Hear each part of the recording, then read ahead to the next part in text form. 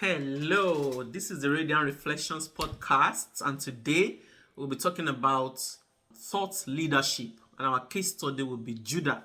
Judah, the son of Jacob in the Bible. Judah, we all know Judah is the fourth son of Leah, the first wife of Jacob. And Judah means praise. You see, there was a time I was studying the blessings that Jacob gave his sons, his 12 sons, and the blessing of Judah really got me. And scepter shall not depart from Judah until will not depart from Judah, nor the ruler's staff from between his feet, until he to whom it belongs shall come, and the obedience of the nation shall be his. I was curious, and I was thinking and just meditating. Why did Judah get such a kind of blessing? And why was he why was it that it was his own lineage that Jesus came from? That kings came from. David, the kingship mantle, scepter was just in that lineage till we got to Jesus, who was described by Jacob until he to whom it belongs shall come.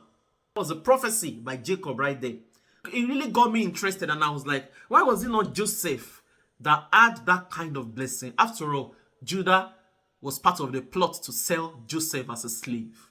So I started to dig deep, and I started to read the scriptures on the life of Judah, right from when he was born and the roles he played as his father's son. And the first thing I noticed was that the first thing he did when his brothers wanted to kill Joseph was that he stood up and he told them, of what use would it be if we kill him? Why don't we sell him? That was leadership right there. And his thoughts, the way he thinks, is very unique. And that's what thought leadership is all about. How we think, how our thoughts can affect people, can influence them positively. And that's one of the attributes that Judah has. He thinks in a kind of way that God expects us to think, the way God expects us to think as a leader. That's how Judah thinks. And you can see that particular trait in the life of David, who was also his progeny, is in his lineage. Not his direct progeny, but David was also from his lineage, the tribe of Judah. The way they think. And when you look at the life of David, you will see the way he thinks was part of the way that made God to refer him as a man after his heart. The way he thinks. God is very particular about how we think. Not who we profess that we are. What goes on in our minds. What goes on in you. How you think is very important when it comes to leadership. And that's one of the characteristics that Judah exhibited that made him a receiver of such a blessing from his father. Let's go on. Let me read out what he said. Genesis 37, 26 to 27. He said that Judah said to his brothers, what profit is there if we kill our brother and conceal his blood? Come, let us sell him to the Ishmaelites. And let not our hand be upon him, for he is our brother and our flesh. And his brothers listened. He has the power of influence to talk to people and for them to listen to whatever he says. He has a persuasive nature, and that is one of the qualities that a leader should have. No matter the group of people you are talking to, you should be able to talk to them in such a way that they will listen to you and accept what you have to say wholeheartedly. They're not looking at you and just being resentful and just thinking that what exactly is this person talking about, because you don't know how to table whatever it is that you need to table as a leader. Judah exhibited the power of persuasion and the power to think right, even if his thinking was not totally righteous. Still, he could have said, oh, let us not do that to our brothers, but they would have tweeted him. They could have even killed him. They could have gathered against him and say that, oh, you are also like him, like Joseph too. You're always trying to stand out. And they could have harmed him. But he used wisdom. And he told his brother, let us sell him to the Ishmaelites rather than kill him. That was thought leadership right there. And they listened to him. Also, as I studied on, I looked at his relationship with his daughter-in-law, Tamar, where Tamar told him that it was the one that impregnated her. And look at what he said to Tamar. He said, Genesis 38 verse 26. He said, I acknowledged them and said, she has been more righteous than I, because I did not give her to Shelah my son. And he never knew her again. So at that point, he heard that Tamar, his daughter-in-law, was pregnant. And he was agitated, like, by who? After all, my two sons that got married to her, they are dead. She doesn't have children by them. So who impregnated her? Tamar had to expose him that you are the one that impregnated me. And he showed Judah his staff. And Judah became convicted right there. And in humility, he said Tamar was righteous than him because she was able to do right by the pregnancy in her. That's another way of thinking right.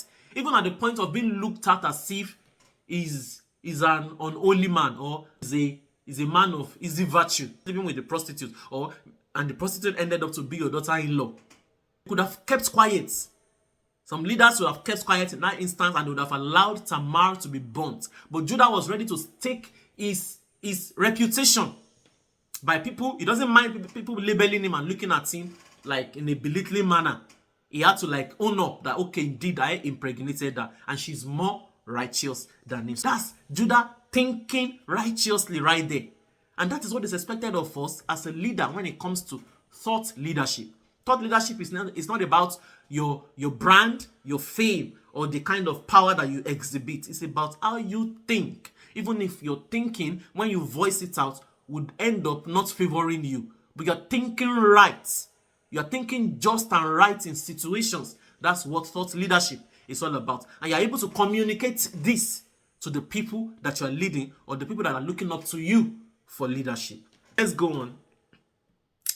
Another point that I noticed was that is leadership during the famine. During the famine that made Joseph was a prime minister, and he suggested to Pharaoh that they should store up food if famine is coming and all that. Judah exhibited leadership during this famine because when the brothers went and they met Joseph, even though they didn't know that it was Joseph, and Joseph he seized Simeon and said he will not release Simeon, and the other ones should go and bring their last brother. He wanted them to bring Benjamin. And they were like, oh, our father will not release him. That's the apple of our father's eye. He said, if you don't bring Benjamin, then I'm not going to release Simeon to you people. They went back home, and let me read Genesis 43 verse 8 to 9. Then Judah said to Israel his father, that's when they went back home now, send the lad with me, and we will arise and go, that we may live and not die. Both we and you and also our little ones. I myself will be shorty for him. He was ready to stand in the place for Benjamin. I'll be shorty for him. From my hand you shall require him. So he said, I will stand. Don't worry. Ask about Benjamin from me. He was telling his father that authoritatively. He was assuring his father that I will stand, even if they keep Benjamin, if he wants to keep Benjamin down, if you take Benjamin away, then I will ask him to take me, replace me with Benjamin. See, that's thought leadership right there. He was trying to convince their father, and he was telling him the lengths he was ready to go to in order to bring Benjamin back to their father safely. He said, if I do not bring him back to you and set him before you, then let me bear the blame forever. Judah steps forward and takes responsibility right there. He was assuring their father that he was going to bring Benjamin back to him. That was thought leadership. He understood how his father felt. You could say that he has a very beautiful heart. None of the brothers did that. But Judah stepped forward because he was compassionate towards his father. He has already lost one son, Joseph, from his favorite wife.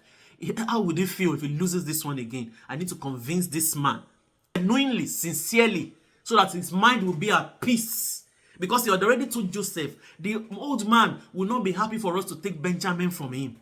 But Joseph insisted that they had to bring Benjamin. If not, he would not release Simeon. So Judah had to persuade his father. That's the persuasive power right there when it comes to thought leadership. It's not about bullying people and telling people, forcing your opinions and your thoughts down people's throats, even if they are right. But the ability to persuade people to go into their hearts in order for them to see things the way you see them. That's what thought leadership is all about. Let's go on. The act of responsibility that Judah exhibited sets him apart from his other brothers. Then one part that really got me again was the way he pleaded with Joseph. Oh my God. I could actually picture Judah pleading with Joseph, lying down before Joseph, holding his leg and appealing to him to please let him not take Benjamin from them, and that their father was going to die. Let us read. Genesis 44, 18 to 34. It's a bit long, but we have to read it in order to get the drift. Therefore, please let your servant remain instead of the lad as a slave to my Lord, and let the lad go up with his brothers. This was the point that Joseph now seized Benjamin again and said, I'm not going to release Benjamin to you. Giving them Simeon now. Said Benjamin has to stay back while the other brothers can go, because they found a silver cup in Benjamin's bag. It was deliberately planted there by Joseph's servant on the instruction of Joseph. He just wanted to stress his brothers. He wanted to shake them up. They sold him into slavery. He was going to shake them up and just make them pay for the things that they had done. That was what he was trying to do right there. And Judah now said, oh, after all the brothers prostrated and they were begging Joseph, then Judah remained there from how it was written. Judah was now explaining, when you told us the last time that we should bring Benjamin, I told you that our father cannot release the lad. That's the apple of his eyes. Now we went back home. I told our father that this was what you said. And I promised him that if we don't come back with Benjamin, that I will not come back. That they would rather take me. You should rather take me rather than take Benjamin. Please, do not take the lad from my father. It will kill him. He was persuading Joseph right there and just begging him and just appealing to him so that he could get into Joseph's heart. And it was at that point that Joseph broke. At that point, Joseph stood up and went inside to cry. He wept because of the persuasive power of Judah. You see, the way Judah thinks sets him apart from his brothers. And I could see that his father Jacob entrusted him with a lot. And that was how he gave him such a blessing. Look at the blessing. Look at the blessing that Jacob gave to Judah. You can find that in Genesis 49, verse 8 to 12. It says that, Judah, you are he whom your brothers shall praise. Your hand shall be on the neck of your enemies. Your father's children shall bow down before you. Judah is a lion's whelp. From the prey, my son, you have gone up. He bows down. He lies down as a lion. And as a lion, who shall rouse him? The scepter shall not depart from Judah, nor a lawgiver from between his feet, until Shiloh comes, and to him shall the obedience of the people. You see, that was a prophecy about Jesus right there. Until Shiloh comes. That was a prophecy about Jesus right there. And it is in this lineage of Judah that David also came. And a lot of great kings came from this same lineage. Why? Because of one man who was able to think right. Even sometimes when his thinking was not perfect, he was still able to stand out from the rest of the pack, and he was able to think in a progressive manner. This is what thought leadership is all about.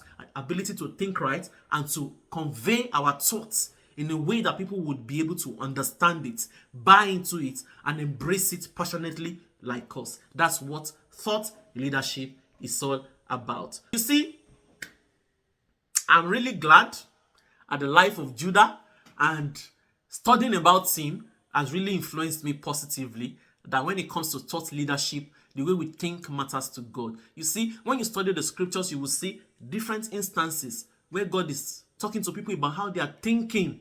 How we think is very important when it comes to our divine identity. One of the questions that God asked Jonah who ran away, instead of going to Nineveh, he went to Tarshish. And when he was spat out by the fish, and he was angry that God was going to save the people of Nineveh. One of the questions God asked him was that, is it right the way you're thinking?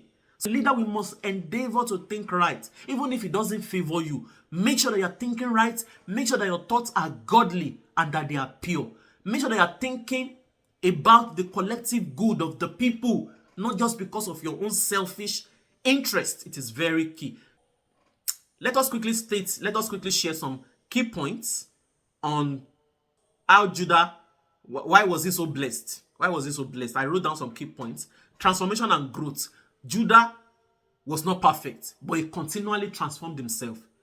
He continually grew and he became better and better. You could see it in the trajectory of his journey. When he makes mistakes, he would repent. When he makes mistakes, he would amend it in the next decision that he was going to make. So somebody that was consistently evolving. As a leader, are you consistently evolving, or you are stuck in your ways? We need to ask ourselves that questions. I ask myself such a question from time to time. Am I evolving? Which area do I need to change? How do I need to get better? What attributes? What negative attribute do I wear or do I carry that I can tweak and I can change? These are very important discussions that we must have with ourselves as leaders. Then leadership. The mantle of leadership was just on Judah. You could see the way he was standing up, the way he was speaking out, the way he was changing the trajectory of decisions that his brothers were going to make, the way he was persuading his father, how he was persuading Joseph. This is the attribute of being a leader. The sacrificial love.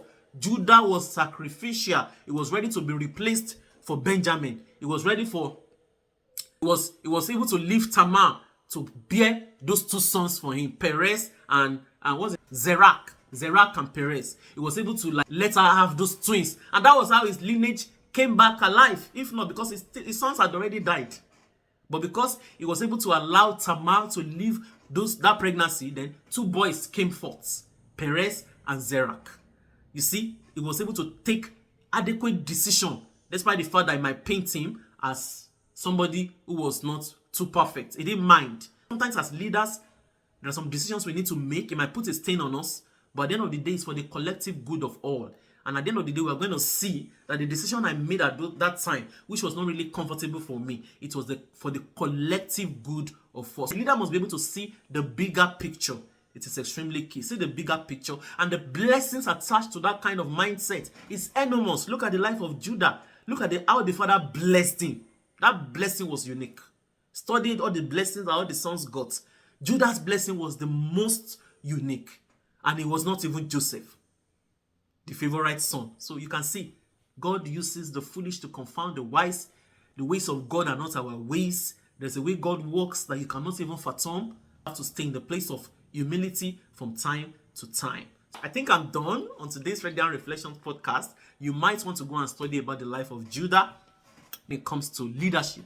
And now our thought is very connected to us leading with divine guidance and excellence. So this is the Radiant Reflections podcast. If you have been blessed, please share and let me know. You can chat me up in the comment section. I will see you in another one. The Radiant Reflections podcast is brought to us by the Divine Identity Visionaries Academy, powered by Ada Creations. All right, I'll see you in another one. God bless you. Bye.